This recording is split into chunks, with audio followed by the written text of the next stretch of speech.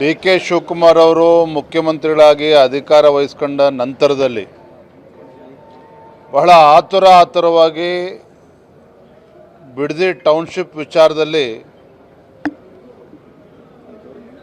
ಒಂದು ರೀತಿ ರೈತರ ಮೇಲೆ ದಬ್ಬಾಳಿಕೆ ಮಾಡುವಂಥ ಕೆಲಸಕ್ಕೆ ಕೈ ಹಾಕಿದ್ದಾರೆ. ನಾನು, ನಮ್ಮ ವಿರೋಧ ಪಕ್ಷದ ನಾಯಕರು, ಪಕ್ಷದ ಮುಖಂಡರು ಕೂಡ ನಾವು ಕೂಡ ಭೇಟಿಯನ್ನು ನೀಡಿದ್ವಿ.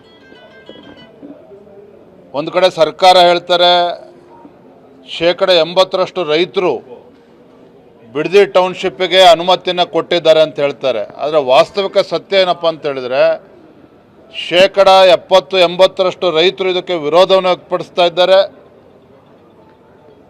ಕೃಷಿ ಚಟುವಟಿಕೆಗಳಿಗೆ ಪೂರಕವಾಗಿರ್ತಕ್ಕಂಥ ಫಲವತ್ತಾಗಿರ್ತಕ್ಕಂಥ ಜಮೀನನ್ನು ಕಸ್ಕೊಳ್ಳೋಕೆ ಹೊರಟಿದ್ದಾರೆ. ಹಾಗಾಗಿ ಸಹಜವಾಗಿಯೇ ಇವತ್ತು ರೈತರು ಆಕ್ರೋಶ ವ್ಯಕ್ತಪಡಿಸ್ತಾ ಇರುವಂಥದ್ದು. ಹಾಗಾಗಿ ನಾನು ತಮ್ಮ ಮುಖೇನ ರಾಜ್ಯದ ಮುಖ್ಯಮಂತ್ರಿಗಳಿಗೆ ಆಗ್ರಹ ಪಡಿಸ್ತೇನೆ, ಈ ರೀತಿ ದಬ್ಬಾಳಿಕೆ ಮಾಡೋದನ್ನು ಬಿಟ್ಟು ರೈತರ ಜೊತೆಲೆ ಸಮಾಲೋಚನೆ ಮಾಡಬೇಕು.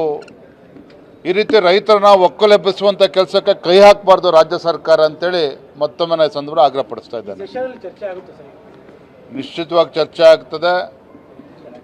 ಸರ್ಕಾರ ತಾನು ಮಾಡಿದ್ದೆಲ್ಲ ಸರಿ ಎನ್ನುವ ಧೋರಣೆಯನ್ನು ಅನುಸರಿಸ್ತಾ ಇದ್ದಾರೆ.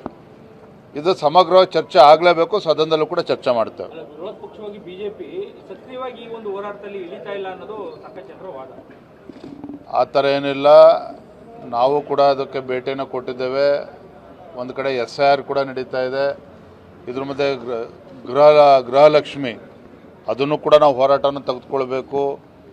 ಬಿಡದಿಲಿರ್ತಕ್ಕಂಥ ರೈತರು ಎಲ್ಲೇ ಇದ್ರೂ ಕೂಡ ರೈತರ ಪರವಾಗಿ ಧ್ವನಿ ಎತ್ತಬೇಕಾಗಿರ್ತಕ್ಕಂಥ ನಮ್ಮ ಕರ್ತವ್ಯ ಕೂಡ ಇದೆ. ಅದನ್ನು ಮಾಡ್ತಾ ಇದ್ದೇವೆ. ಅದನ್ನು ಹೋರಾಟವನ್ನು ಕೂಡ ರೂಪಿಸ್ತಾ ಇದ್ದೇವೆ.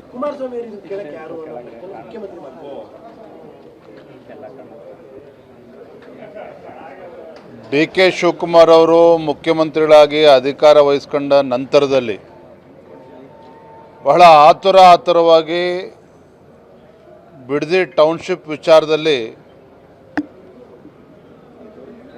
ಒಂದು ರೀತಿ ರೈತರ ಮೇಲೆ ದಬ್ಬಾಳಿಕೆ ಮಾಡುವಂಥ ಕೆಲಸಕ್ಕೆ ಕೈ ಹಾಕಿದ್ದಾರೆ. ನಾನು, ನಮ್ಮ ವಿರೋಧ ಪಕ್ಷದ ನಾಯಕರು, ಪಕ್ಷದ ಮುಖಂಡರು ಕೂಡ ನಾವು ಕೂಡ ಭೇಟಿಯನ್ನು ನೀಡಿದ್ವಿ. ಒಂದು ಕಡೆ ಸರ್ಕಾರ ಹೇಳ್ತಾರೆ 80% ರೈತರು ಬಿಡದಿ ಟೌನ್ಶಿಪ್ಪಿಗೆ ಅನುಮತಿಯನ್ನು ಕೊಟ್ಟಿದ್ದಾರೆ ಅಂತ ಹೇಳ್ತಾರೆ. ಆದರೆ ವಾಸ್ತವಿಕ ಸತ್ಯ ಏನಪ್ಪ ಅಂತ ಹೇಳಿದ್ರೆ 70-80% ರೈತರು ಇದಕ್ಕೆ ವಿರೋಧವನ್ನು ವ್ಯಕ್ತಪಡಿಸ್ತಾ ಇದ್ದಾರೆ. ಕೃಷಿ ಚಟುವಟಿಕೆಗಳಿಗೆ ಪೂರಕವಾಗಿರ್ತಕ್ಕಂಥ ಫಲವತ್ತಾಗಿರ್ತಕ್ಕಂಥ ಜಮೀನನ್ನು ಕಸ್ಕೊಳ್ಳೋಕೆ ಹೊರಟಿದ್ದಾರೆ. ಹಾಗಾಗಿ ಸಹಜವಾಗಿಯೇ ಇವತ್ತು ರೈತರು ಆಕ್ರೋಶ ವ್ಯಕ್ತಪಡಿಸ್ತಾ ಇರುವಂಥದ್ದು.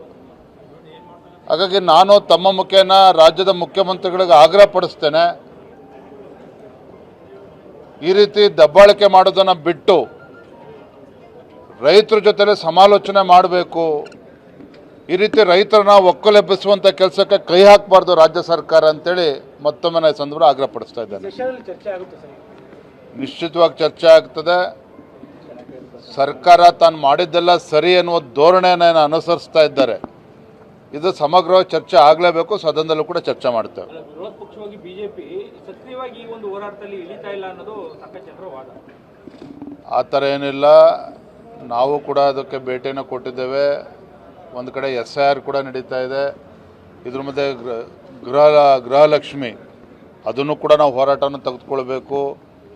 ಬಿಡದಿಲಿರ್ತಕ್ಕಂಥ ರೈತರು ಎಲ್ಲೇ ಇದ್ರೂ ಕೂಡ ರೈತರ ಪರವಾಗಿ ಧ್ವನಿ ಎತ್ತಬೇಕಾಗಿರ್ತಕ್ಕಂಥ ನಮ್ಮ ಕರ್ತವ್ಯ ಕೂಡ ಇದೆ. ಅದನ್ನು ಮಾಡ್ತಾ ಇದ್ದೇವೆ.